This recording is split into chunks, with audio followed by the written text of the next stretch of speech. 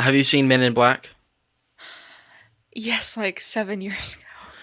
At the very end of Men in Black 1, there's an alien that is maybe like a cockroach, or like it's a bunch of cockroaches, and it gets into this crazy guy and like inhabits his body, and then I talks like this, and at one point like a roach comes, or a bunch of roaches maybe come out of his mouth, and it's really gross.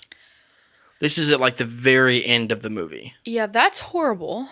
And I don't want to hear about it literally ever again.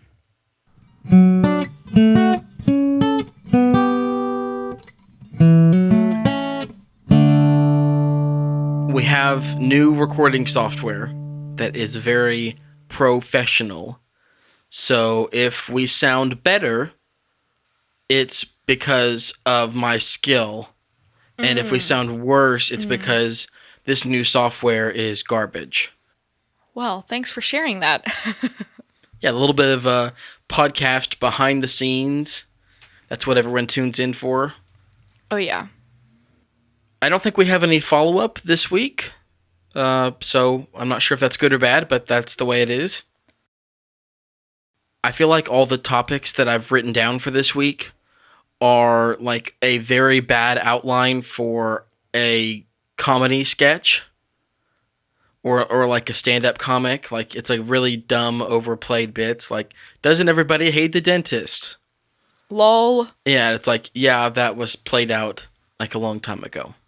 I actually don't hate the dentist.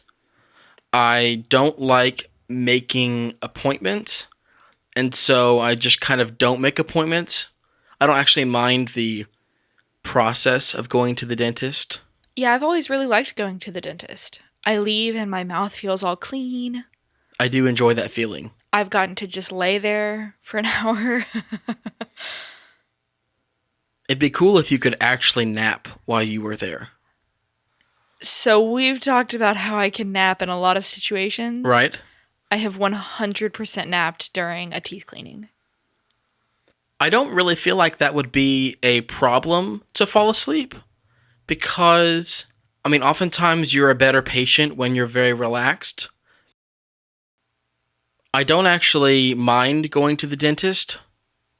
Generally, my teeth seem to be very resilient to corrosion, I guess. That was always true when I was a kid. My sisters were both much better at taking care of themselves in general than I was. And so they would brush, like once or twice a day, like you're supposed to. And whenever I was a kid, I would brush like once a week. Like it was terrible. I would tell my mom that I was brushing, and I wouldn't.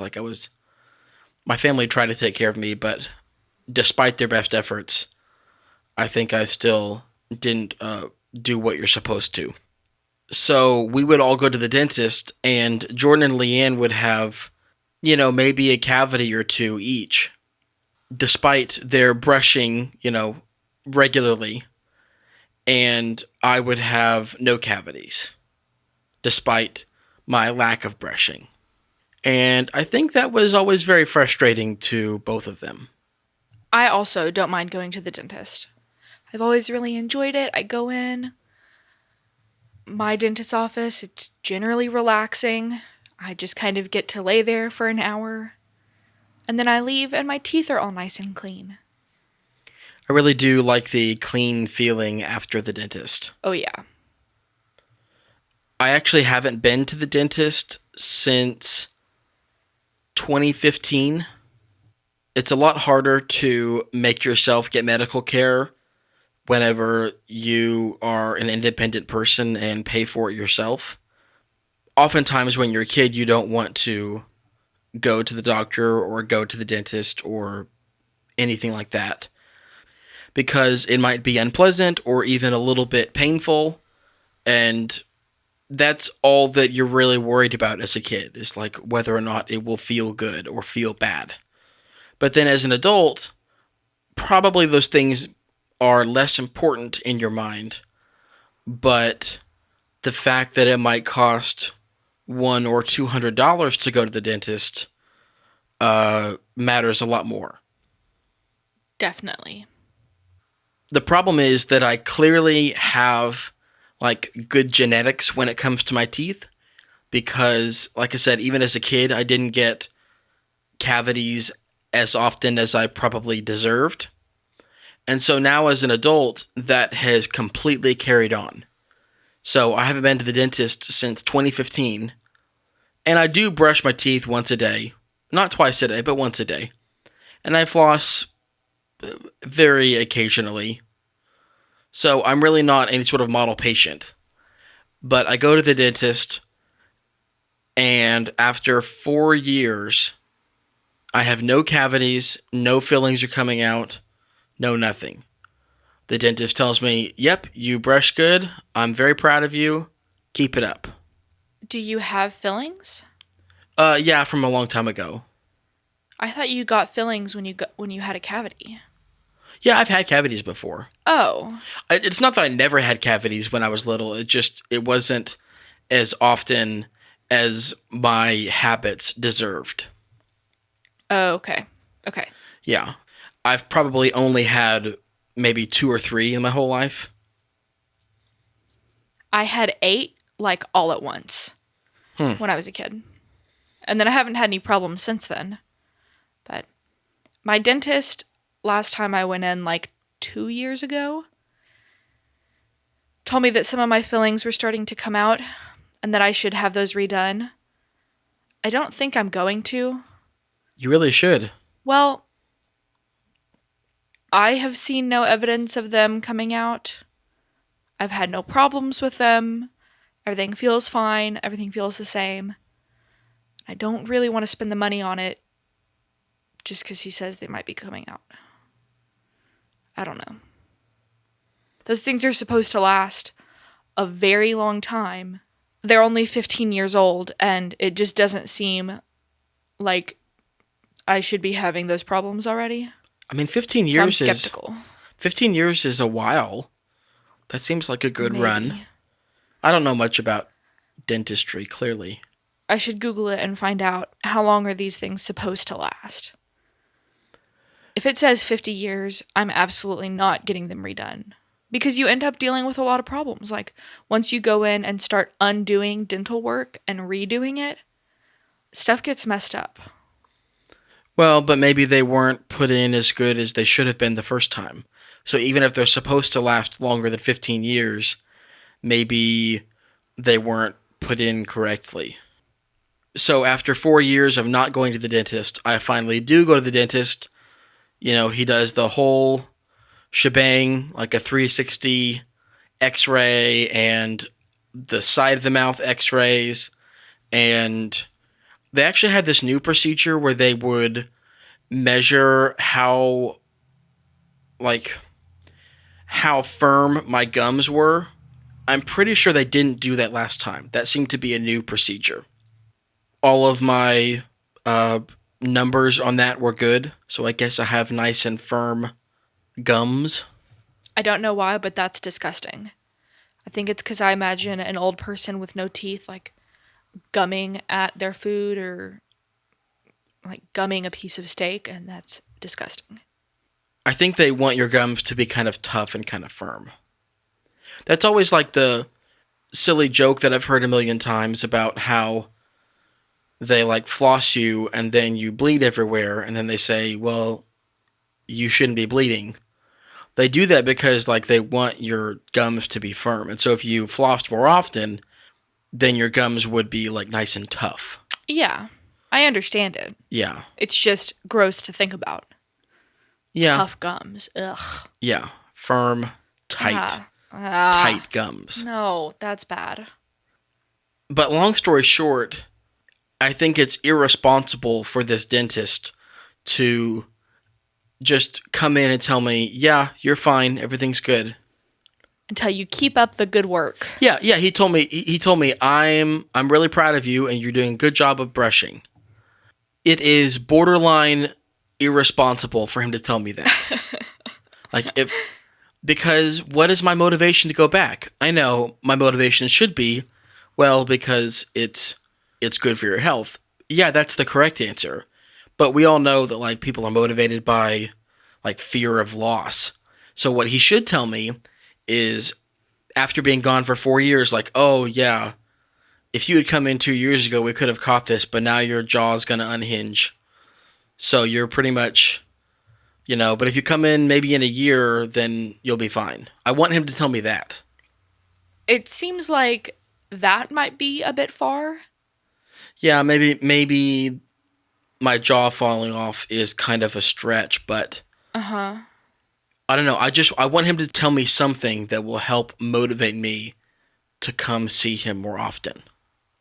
I'd rather not, because usually if there's some reason that he's telling you you did a bad job, that's an expensive reason. That means that something's wrong, which needs to be fixed.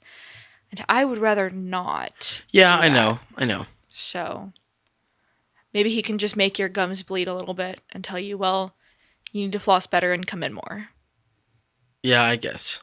I now have dental insurance, so I do plan to go every 6 months because it's basically free once you have dental insurance. It's obviously not free, like it's paid for in many different ways, but there's not much of a copay. Now, while I was at the dentist, I also remembered that the dentist is literally next door to my doctor's office. And last time I was at the doctor's when I was sick back in February, they told me, I should come in for a yearly checkup, like a preventative health visit. And I was like, yeah, I'll do that. But I hate making appointments. I hate calling to make an appointment mostly, which is, well, first of all, that isn't very rational. Like, there's nothing that's going to happen over the phone. And also, I'm pretty sure my doctor's office, like, you can make an appointment online. So I wouldn't even have to call, but I still haven't done it for like 4 months. So while I was waiting on Shelby to pick me up, I thought to myself, you know what? I can solve this right now. I can just walk over and make an appointment in person, which is what I did. The front desk receptionist was very nice, but she was kind of confused. I don't think it's very common for someone to physically walk up to their window and ask to make an appointment. So I made an appointment for the next day, and I went there and had my, I guess, preventative health kind of checkup.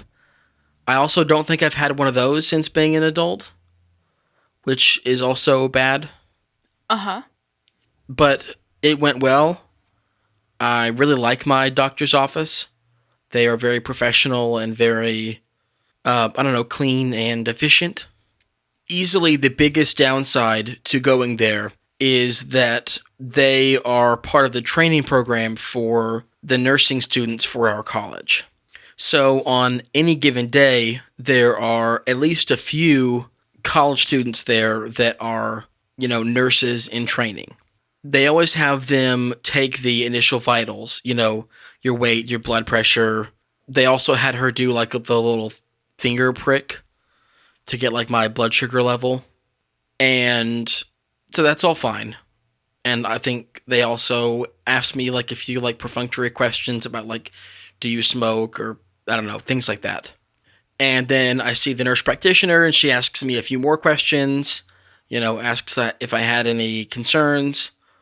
I was just there because she told me to come last time, so I didn't really have anything specific that I was there for. And then the final part of the visit was getting blood drawn for a blood test. And she asked me, do you mind if a student takes the blood? And the answer is yes, I do mind. And so I'm forced to be the bad guy and say, yeah, I'd rather not be a guinea pig. Or in this case, maybe even a pincushion. Yeah, that's closer. The previous time I visited this office, they asked me the same thing.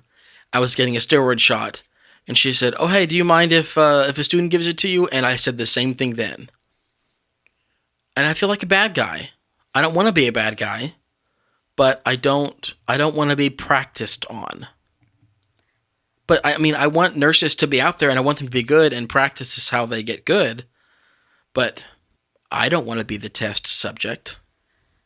Known podcaster and medical doctor Sydnee McElroy practices at a teaching doctor's office and has gone on the record to say that no offense is taken if a patient refuses some sort of service done by a student. Yeah, I mean, it's mostly the sticking of needles that I don't like shots or needles or things like that. And so it's already bad enough that like a trained professional is doing it at all, and I just don't want to take the risk. I totally understand not wanting to have blood drawn by a student. I don't really want my blood drawn by a student. A shot, it doesn't matter. I'll give myself the shot. I mean, it can go anywhere and it'll be fine. But I will say the shot hurt less than I thought it would. And so, given that information in hindsight, I think I would have let her do it, but I didn't know how much it would hurt. Because you had a couple shots at a similar time, and one of them was like mine, and it was totally no big deal, and the other one hurt a lot. And I wouldn't want a shot that has like a high potential for hurt to. I don't want that shot to be administered by a student.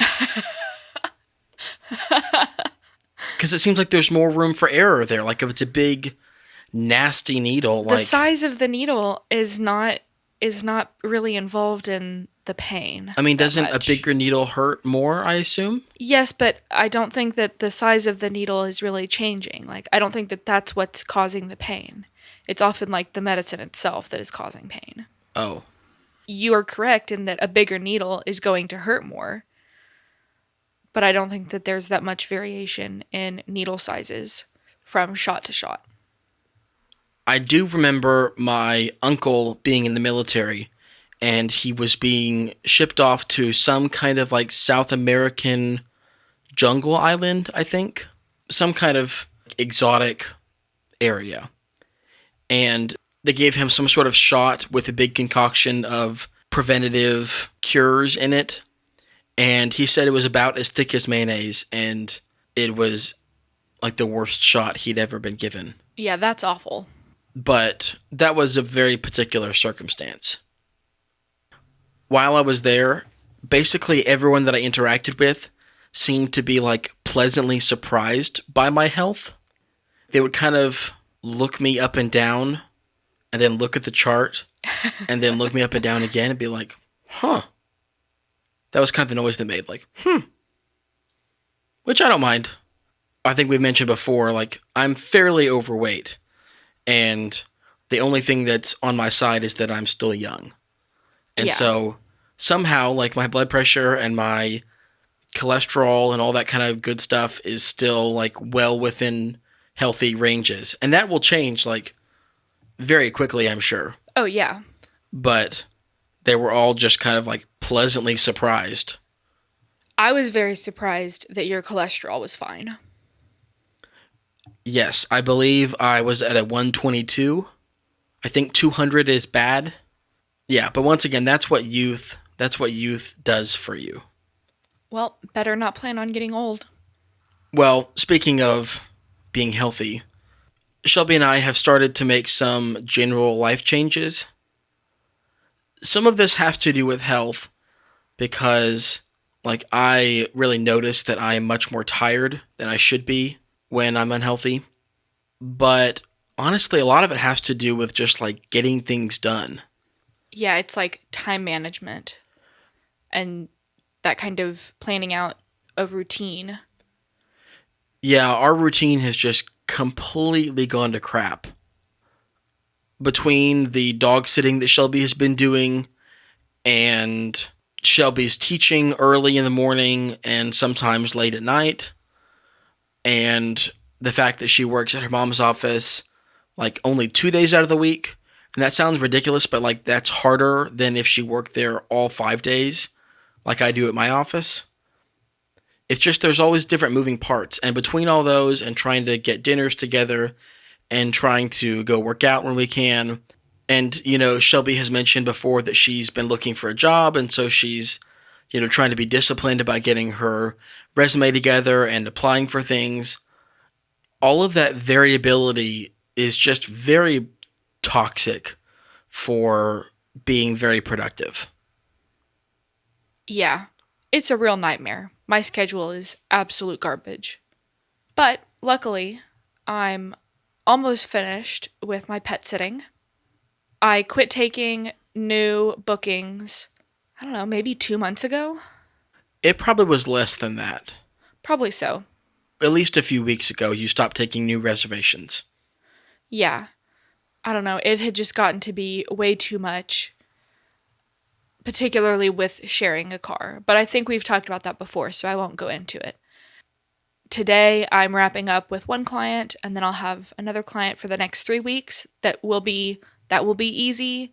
I mean, I'm moving in there for the next 3 weeks, so that will be pretty low key.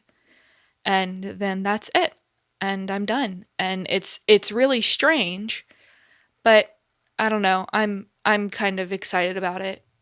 I think I'll just be much more relaxed instead of always trying to figure out what house I need to be at right now. Yeah, the lack of schedule is it's just toxic. It reminded me of college Yeah. and reminded me of when we used to both work in restaurants because your hours in restaurants are always changing. You never know when you'll be off work for the day. You never know when you'll be scheduled. It's often a lot of late nights. Yes. I mean, it's normal to be at work until 11, if not later. When you're in school, that's just exhausting. I mean, it's exhausting all the time, but particularly whenever working isn't even your main responsibility. Right. It was especially bad working in catering because the schedule was always different. Like at least a restaurant has, some kind of normal business hours. But with catering, it was completely dependent on the events we had going on that week and the location and who else was scheduled. Did they have enough people scheduled to make the cleanup easy? Things like that. And there were multiple times whenever I was in catering and I would get home at 1 or 2 a.m. I mean, it was just miserable. I have never felt so much despair. Yeah. Actually, there was once at Cane's. I worked at Cane's for a few months, and there was one night whenever I closed on Sunday night and I opened on Monday morning. I have no Oh, I idea. remember that. I have no idea why that was set up. I think it was my fault. I think I may have picked up a shift because I think so I too. wanted to get more hours. And I didn't realize that closing was so late because I was new at the restaurant. And so because I was new and I wasn't very fast at doing the tasks, it made the closing even harder. If I remember correctly, I clocked out at 3 a.m. on Sunday night / Monday morning, and then I had to be back there at 9. And I just remember thinking, is life worth it? Is any of this worth it? I don't think it is. See, that's how I feel. That's how I've felt every day for a month. It's bad. Yeah. I remember how miserable your catering job made you. I mean, I remember at one point you came home and you were telling me I can't do it. I can't keep doing this. It's absolutely sucking me dry. And I was like, I totally understand, babe. Start getting applications out there and you can leave catering and just be done with it. And you were like, yeah, that's what I'm going to do. And you got up the next day and went to work and walked into work and walked to your boss's office and quit and came home. And you're like, well, I just quit today. I was like, oh, okay. That Great. yeah, that is the only job I have not given proper notice to. Every other job I do the usual 2 weeks thing, written letter. I tell my manager how much they have taught me and all that kind of, all that good stuff. And at Aramark, it was not that way. That is the one time that I walked into work. I think I was there for maybe like 30 minutes, Yeah. and I was just like, nope, nope. I just noped out of there, and I clocked out and walked to the car, and like when I was in the car, I just like emailed my boss and our HR manager and was like, I just left for the day. The crazier than just not giving notice, is that there was nothing else lined up. I'm not gonna sit here and defend that decision, It was fine. but and like I said, I don't usually do that. Like I'm usually a very good boy and I do all the things right and I give proper notice. But that job was a particularly toxic pressure cooker. Yeah. I mean, I wanted to do that for like 6 months at Annie Pasta's. Every day when I went in, I was like, I can't do this again. Nope. Well, you're tougher than me. I'm quitting today. This is it. I'm not doing it anymore. And then I'd wake up the next day and get dressed and go to work. It was way worse than that on the campaign, except that I had a date to look forward to when I knew that job was going to be coming to an end. Yeah, the job had a built-in ending date. I knew that I would get a big bonus if I stayed there until that ending date. And so I just kept holding on to that. But even going into the last week, it was still so tempting to just leave. Just leave. I had coworkers that did that. I had a coworker that I actually think she got fired like 2 days before the end of the campaign. And like, oh man. That's just spiteful. Yeah. That's exactly what it was. But Yeah. I was also like constantly living in fear that that was going to happen to me because it was happening to everybody else around me. And having that kind of fearful environment, that's just miserable. Yeah, well, you're much tougher than I am. So it makes sense that you're able to go on longer in a miserable job. I don't think it's necessarily a toughness as much as it is just being accustomed to misery. I think sometimes like depression can kind of help with that. Like if you generally have negative or pessimistic feelings and views most of the time, whenever things are actually worse, it doesn't seem all that much worse, if that makes sense. Yeah, I suppose. I'd say one of the biggest things we're trying to focus on is, besides getting that routine, is just kind of drawing clear lines between when we are trying to like work and be productive and get things done, and then when we're trying to just relax. Because both of us get home from working and we're both exhausted and we have things that we need to do, and it's really better to kind of like get those things done and then relax the rest of the evening. But we will often kind of like eat dinner and then like watch a little bit of TV, and then like there's still a little bit of time left to do something, but then we've already kind of like gone into relaxation mode, and it's much more difficult to get back into work mode. Yeah. So I'm sure we'll have some more follow up about how that's going. It's been a rocky first week trying to figure this out, but it's getting better already.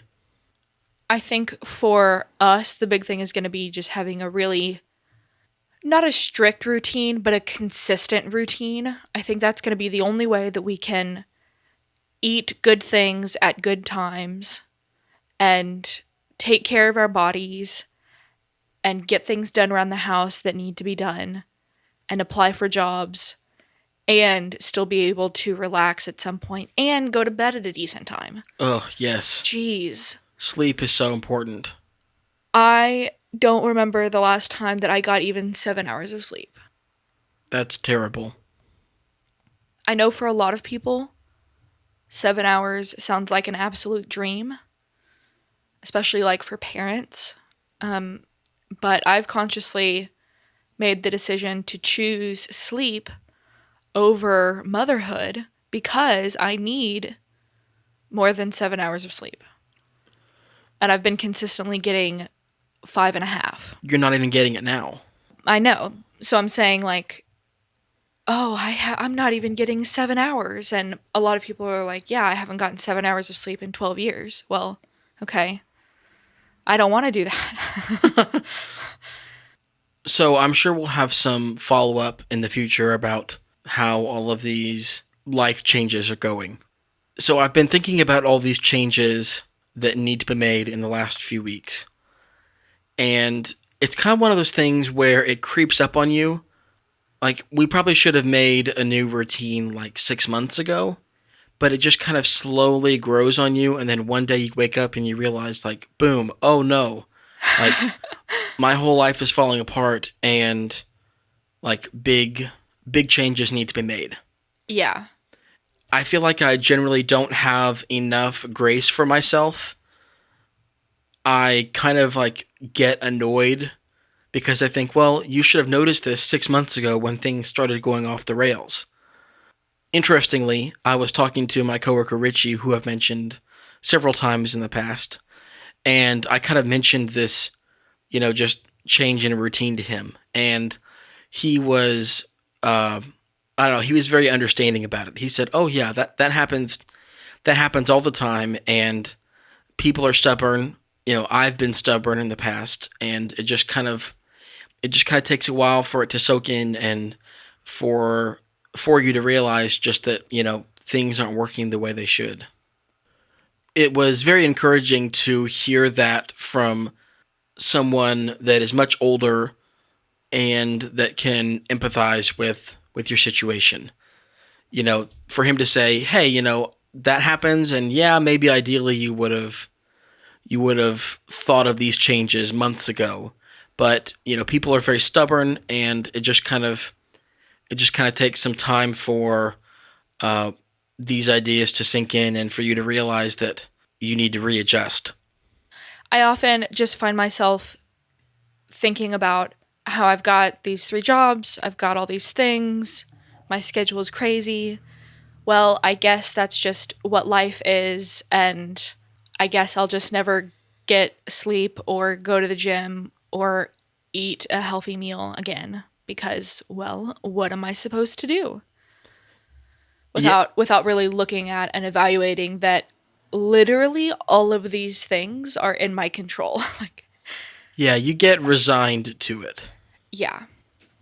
This podcast is supposedly about the highlights of our life. Yeah, right. Yeah, I feel like it should actually be in quotations now, like highlights. But Nobody else could see that you're doing air quotes with your oh yeah, fingers. I was doing air quotes. Sorry, we don't have a video podcast yet, Ugh, so no. no one can see me. But for me, this actually is a highlight of like recognizing your limitations and recognizing what needs to change. And overall, I think that's the sign of a generally healthy person and healthy life, that you can start to realize what things need to change and make that change. Yeah, I agree. So we'll sign off on that positive note. See See you you next next time. time.